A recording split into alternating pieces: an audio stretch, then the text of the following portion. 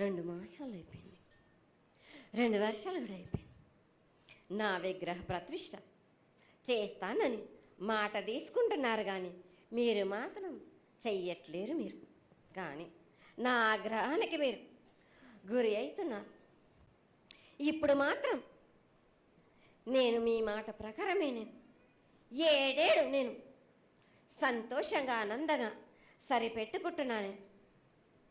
నా బాలవచలందరినీ నేను ఏ ఆపద వచ్చినా నేను కాపాడుతున్నా. నేను ఏ ప్రమాదాలు వచ్చినా కానీ కాపాడుతున్నా. నేను మీరు మాత్రం నా మాటకు మాత్రం ఆచరించట్లేరు. మీరు అది మాత్రం మీరు నాకు ఆగ్రహానికి ఇస్తుంది. అమ్మా, ఆచరించకపోవడం అనేది ఏం లేదు తల్లి. ఎసురుబాటు లేక ప్రతిష్ట చేయలేకపోతున్నామే తప్ప చేయకూడదనేది ఇట్లా కాదు తల్లి. ఒకళ్ళు ఇద్దరు అడ్డుపుల్ల వేసినందువల్ల ప్రతిష్ట ఆగిపోయింది. ఎవరు అడ్డుపుల్ల వేసినా గాని తొలగించేదాన్ని నేను. ఇంకా మాత్రం నేను ఊరుకోను. నేను ఎవరు అడ్డొచ్చినా నేను వాళ్ళను మాత్రం తీసుకుపోయేదే కానీ వాళ్ళకు నేను చుక్కలు చూపిస్తాను.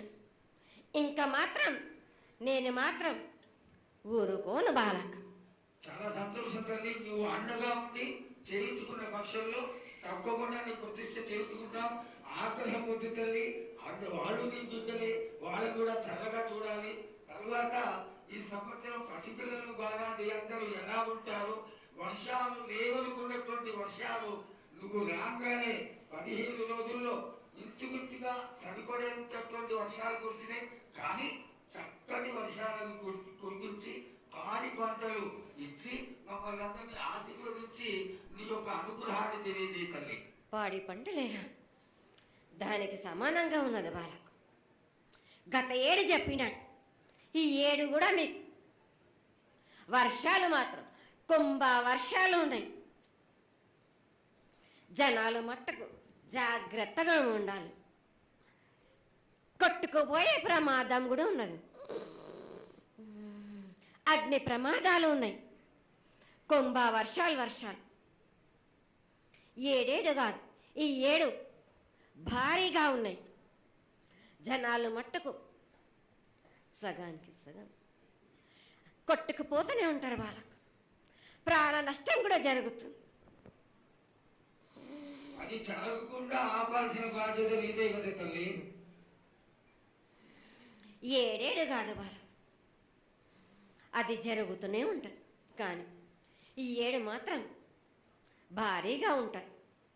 ప్రమాదాలతో పాటు వాడి వరుసలు లేకుండా జనాలు మట్టు బాలబచ్చలు ఇట్లా ప్రవర్తిస్తుంటారు. ఎట్లెట్లా ఈ విధంగా మీరు చేస్తుంటారు. వాడి వరుసలు లేకుండా కళ్ళు తల పైకెక్కి మీరు ఘోరాలు చేస్తుంటే అట్లట్లు మీరు ఈ 7 మీరు